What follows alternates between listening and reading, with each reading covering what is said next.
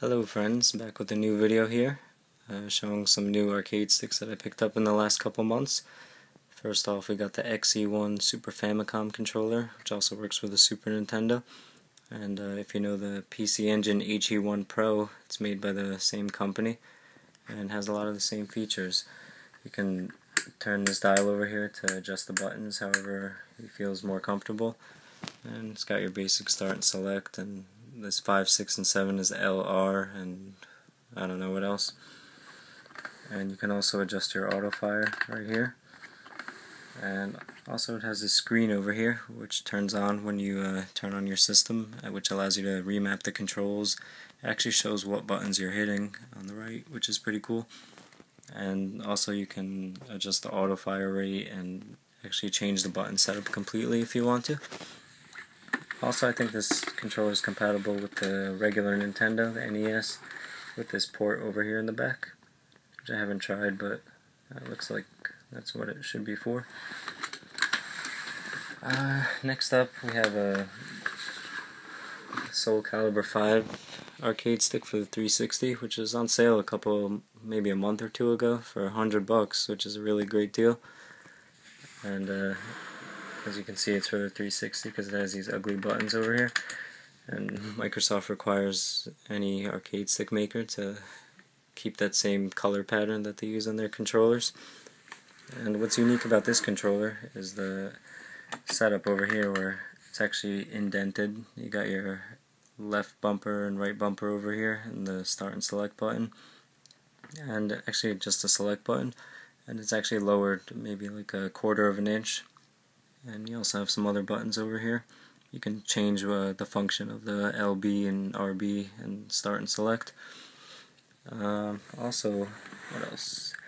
Got this over here, this panel, which has the start button, and so you don't accidentally hit it when you're swiping, because I know some people play like that. This one's actually lowered about half an inch, so you won't accidentally hit it at all. And I'll show you a quick size comparison to the Super Nintendo controller. You can see it's a pretty gigantic controller. It's really thick too. And next up, which I actually just got in the mail today, and this controller just came out in the States this week and came out in Japan I think maybe a month ago. Here's the packaging it came in. The Hori Fighting Edge, and this is the PS3 version. And inside this box it came with this huge black box, which is the actual box that holds the controller. And here it is, the actual controller. It's a very sleek looking controller. Black, it says Fighting Edge right there. The bottom panel over here is actually slanted a little so you can rest your wrists on it, similar to the Street Fighter Cross Tekken setup.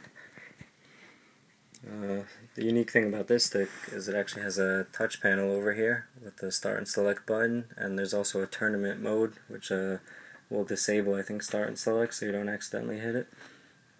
Also, there's two LEDs. That whole line right there lights up blue, and this one too when you plug it in, and you can turn that on or off for whatever you want to do.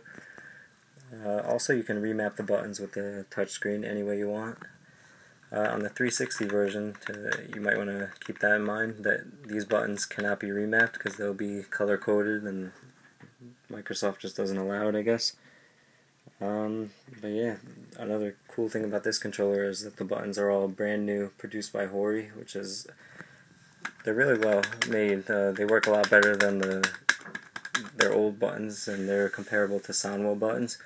The joystick is also made by Hori and works really well. Been playing with it for the last couple hours. I really have no complaints about this arcade stick. It's $200, and I guess you can compare it to the Hori VLX. It's a little bit not as wide, but it is a huge arcade stick. And here, I'll show you compared to the Soul Calibur arcade stick.